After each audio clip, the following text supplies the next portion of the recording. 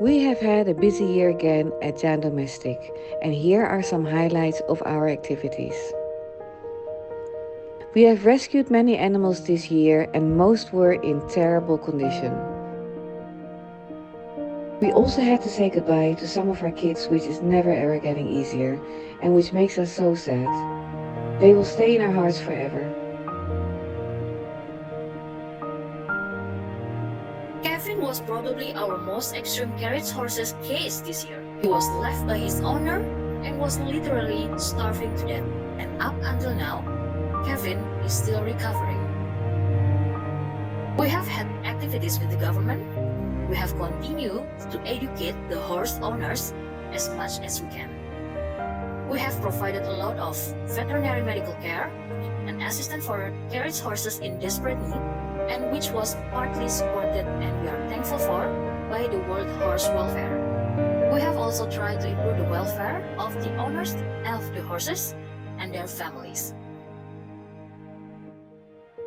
In January-February, we were still struggling with a distemper outbreak at the temporary DMFI shelter, where we were caring for the 50-plus dogs we rescued from a slaughterhouse in Sukoharjo. In January, Semarang went dog meat free and an official directive to ban the dog meat trade was signed.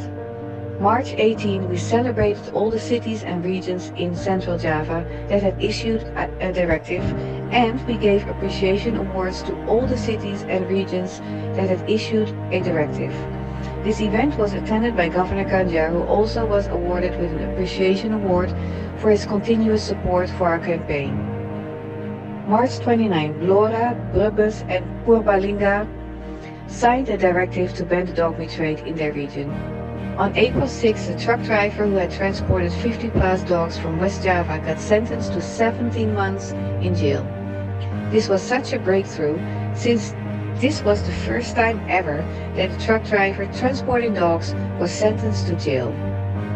We did continuous lobbying in Solo. On May 27, two more regions signed the directive, Magelang and Temanggung.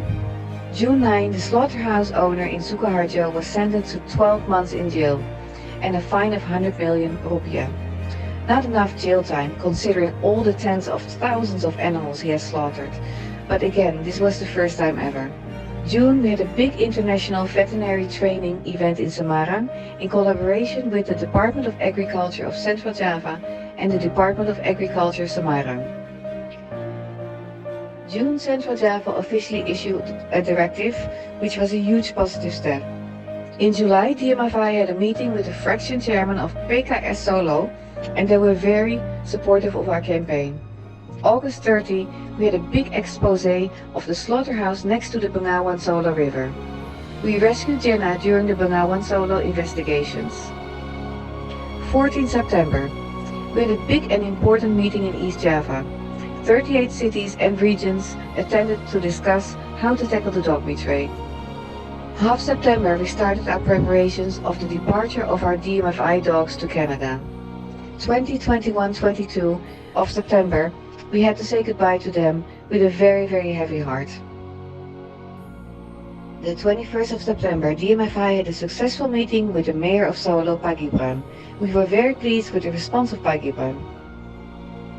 September 30, DMFI attended a talk show in West Java with the government to discuss how to tackle the dog meat trade. We were joined by Jesslyn Wang.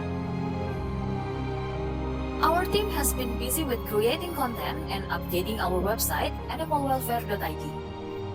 We have had seminars, webinars, and school visits on and offline.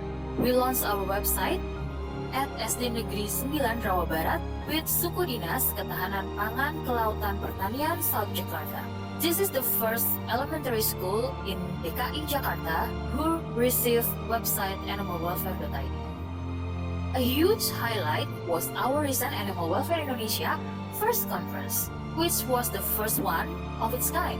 And we are very proud of this important conference. We had an impressive lineup of speakers, and this event was fully supported by our partners from Four Paws International and also collaborators from Dinas Ketahanan Pangan Kelautan Pertanian Jakarta Province, Ministry of Agriculture, Directorate of Veterinary Public Health.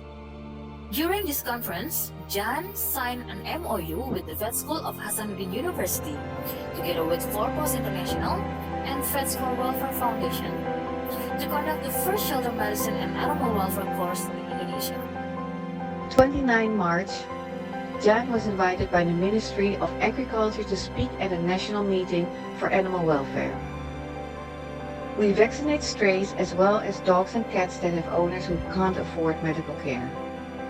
Our cat sterilization program is ongoing, and this year too, we have sterilized many stray cats. October 3, Jan was rewarded with an appreciation award by the governor of DKI Jakarta for being a collaborator and for making a positive contribution. Recently, an earthquake hit Cianjur, West Java earlier.